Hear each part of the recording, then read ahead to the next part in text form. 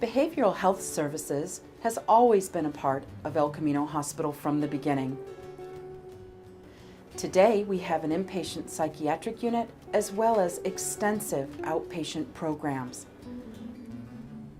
One program where patients can be treated on an inpatient or outpatient basis is the Electroconvulsive Therapy program.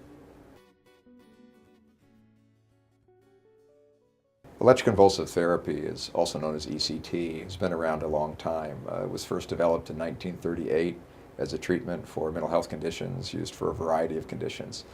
We've provided ECT treatments here at El Camino Hospital since 1961 when the facility first opened up.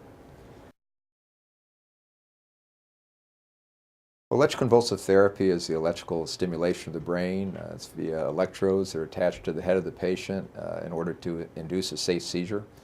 The procedure is performed by a trained psychiatrist. The patient's under general anesthesia throughout the treatment. ECT is utilized for treatment of depression, for bipolar disorder, and also less commonly for schizophrenia. Well, ECT is not a first-line treatment. Patients who are considered for the treatment include patients who have failed medication trials and psychotherapy.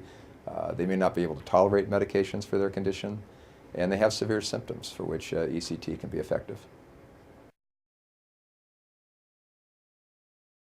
Now, electroconvulsive therapy may not work for every patient. There are some common transitory short-term side effects that can be alleviated. These include headaches, muscle aches, nausea, confusion shortly after the treatment is common. Really, the most bothersome side effect is memory loss that the patient can experience.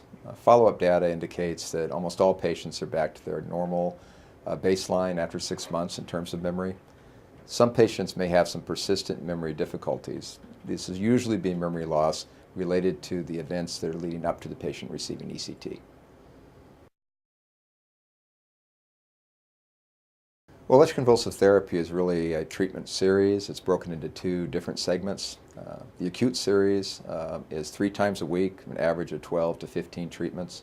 Some patients require less than this, some patients require a little bit more. This is followed by a maintenance phase, which is a slow tapering of treatments to prevent the relapse of symptoms. Before a series of electroconvulsive therapy has been started, patients will have typically exhausted other therapies such as medication, psychotherapy. They continue to have profound symptoms. Electroconvulsive therapy is the fastest and the most effective therapy when other treatments have failed. For many of our patients, electroconvulsive therapy has been a life changer, a savior when nothing else has seemed to work. They've been very grateful for what ECT has provided, a chance to live life again, enjoy the things that they used to enjoy before the symptoms of their illness took over. They've expressed in art and in poetry what this has meant for them.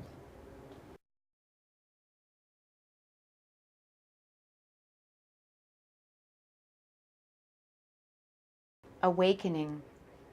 Morning, joyous. I imagine a wide silver ribbon stretched across the eastern sky. Pull on it once, hard. Expose a luminescent day given without condition. Messenger of what light can do inside you against the long darkness, the mock night you were in, eyes closed tightly for so long. Open your eyes into all the light of a first day, waiting patiently along the bobbing sea, along a glistening band of tomorrow and tomorrow.